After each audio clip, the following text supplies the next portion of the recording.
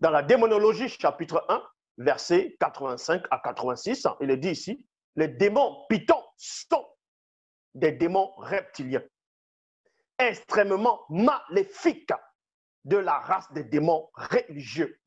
Point virgule ici. Je m'arrête dans le point virgule.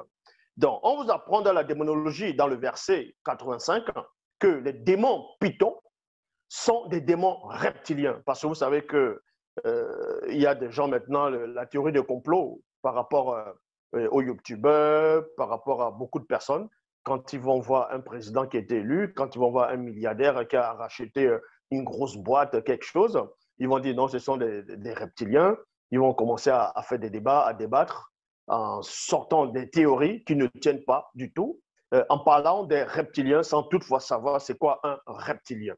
Donc, les démons pythons font partie de la race des démons reptiliens. Font partie des reptiliens et en même temps de la race des démons religieux. Et ce sont les démons religieux qui inspirent des personnes dans les fausses spiritualités, dans des religions dites révélées, dans toute forme de croyance qui n'émanent point du verbe de Loba. Et c'est aussi les démons religieux, pour se les appeler les démons scientifiques, qui sont là pour séduire, faire en sorte qu'il y ait beaucoup de lois, des lois contre nature qui vont dans le gouvernement, dans plusieurs pays, dans plusieurs organisations dans le monde pour pouvoir asseoir leur puissance maléfique par des lois, des autorités, ainsi de suite, et des votes. Donc, je répète, les démons pythons sont des démons reptiliens extrêmement maléfiques de la race des démons religieux. Ils font souvent l'intermédiaire entre les démons familiers et les médiums, entre parenthèses, nécromanciennes. Il y a virgule ici, je m'arrête dans la virgule. Il faut d'abord savoir c'est quoi une nécromancien, parce que on peut dire nécromancien, on peut dire diseur de Bonaventure, on peut dire un médium, une médium, on va dire c'est ce qu'on appelle le médianisme. Ça fait partie de ceux qui sont possédés, on va dire la cohabitation occulte. Donc, on va vous expliquer ces choses. Quand quelqu'un a un démon python, lors de l'initiation des sorciers, de ce qu'on appelle les pratiquants des sciences occultes, ils ont ce qu'on appelle leur initiation. On va les initier, d'autres c'est dans les forêts, d'autres c'est près des rivières, en fonction des endroits. Et il y a plusieurs sorciers. Au départ, ce sont des personnes qui vont recevoir l'initiation pour pouvoir entrer en contact conscient avec leur esprit protecteur ou tout simplement leur génie. Et les génies sont les démons de différentes espèces. Donc, en fonction de la branche que le sorcier va être initié, il aura un titre. Si quelqu'un est initié par un démon python, c'est-à-dire quelqu'un qui va rencontrer le démon python, qui va être initié dans la sorcellerie, qui mène à la fréquence du démon python, cette personne va porter le titre de nécromancien, médium, ainsi de suite. Vous voyez, voyant. C'est ce qu'on appelle ceux qui sont possédés ou bien la cohabitation occulte avec les démons pythons.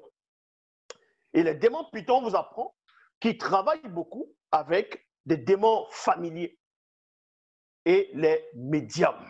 Un démon familier, c'est quoi?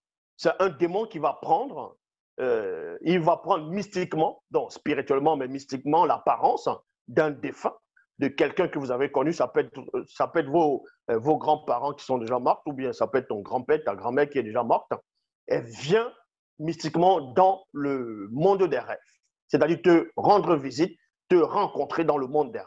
Parce que ces démons, les démons de toute espèce, connaissent la porte des rêves, savent où pénétrer pour pouvoir te rencontrer dans des rêves. Et quand tu vas rêver de ton grand-père qui est déjà mort, qui a déjà quitté le visé, qui a rompu le lien avec les gens de cette réalité, le démon, on va dire le démon familier va prendre l'apparence de ton grand-père dans le rêve, il va te parler, il va te dire, il pourra même te donner de certains conseils qui vont être avantageux pour toi. Et quand tu vas te réveiller, et si, admettons, tu étais malade et tu avais besoin d'être guéri, qu'on ne te guérissait pas dans les hôpitaux, ils n'arrivaient pas à trouver comment te guérir, et ton grand-père va t'apparaître dans le rêve, c'est-à-dire un esprit familier, communément appelé le démon familier qui va t'apparaître dans des rêves. Il va te dire, va derrière la maison, bien va dans telle forêt, tu vas trouver telle plante, tu vas prendre telle écorce, tu vas bouillir cela, et quand tu vas nettoyer, tu vas faire des incantations, et quand tu vas boire cela, tu vas être guéri.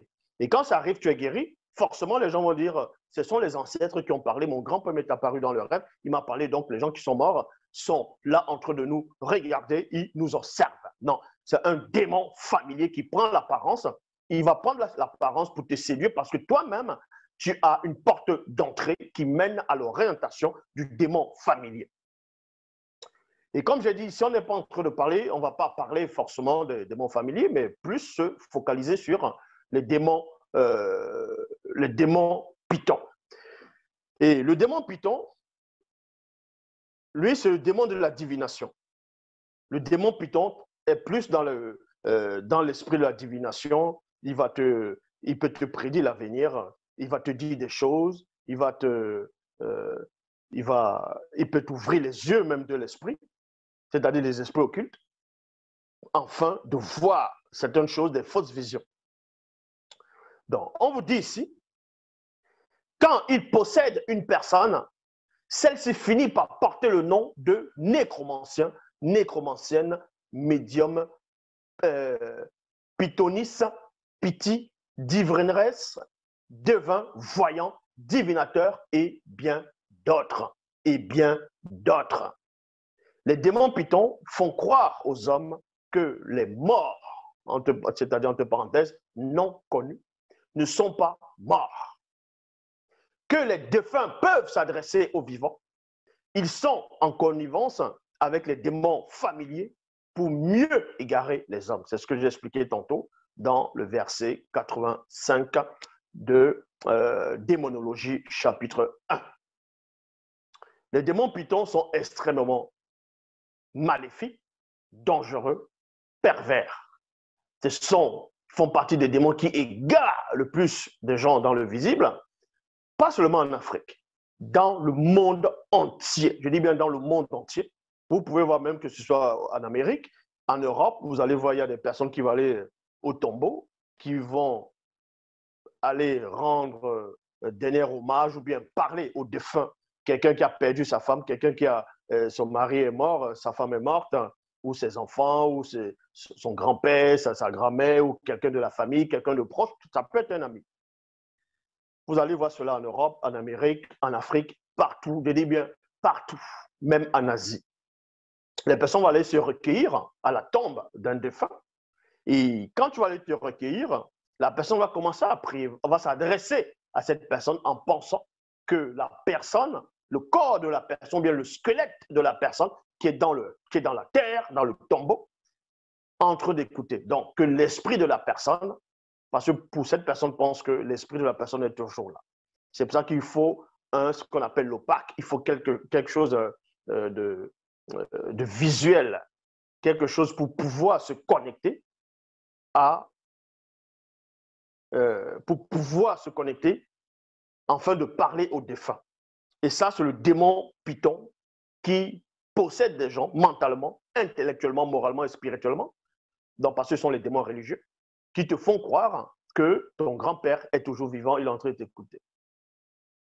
Et maintenant, si ton grand-père vient t'apparaître le soir, quand tu rêves, c'est là où, avant que ton grand-père ne vienne t'apparaître, ou bien ton ami qui est déjà mort, ou bien la personne que tu allais rendre visite, c'est-à-dire que tu allais te recueillir à sa tombe, vient te rendre visite mystiquement la nuit, parce que le démon python t'a déjà séduit, t'a déjà mis cela dans ta tête, dans ta conscience, que cette personne, elle est toujours là, elle t'écoute. Vous voyez? Donc, tu vas aller te recueillir, tu vas donner des fleurs, ainsi de suite, tu vas prier, tu vas dire, Rémi, tu sais, quand tu étais là, on rigolait, on se baladait, ainsi de suite. Bon, c'est comme ça que ça se passe d'habitude. Et ce qui va se passer maintenant, quand tu vas partir, le démon python, qui est là, qui est en train de te séduire, va aller voir le démon familier, un des démons familiers, parce qu'ils sont frères. Donc, il va lui dire, bon, voici, j'ai déjà séduit, j'ai ouvert la porte. Le soir, ou bien à telle période, tu vas venir à ton tour, parce que moi, j'ai fait le travail. À toi maintenant, de venir à ton tour, d'entrer mystiquement dans la porte des rêves que nous connaissons. Et c'est là où tu vas apparaître sur l'image de la personne que tu connaissais. Et c'est là où le démon familier va travailler. Les démons python font croire aux hommes que les morts ne sont pas morts. Il y a virgule ici. Que les défunts peuvent s'adresser aux vivants. Ils sont en connivence avec les démons familiers pour mieux égarer les hommes.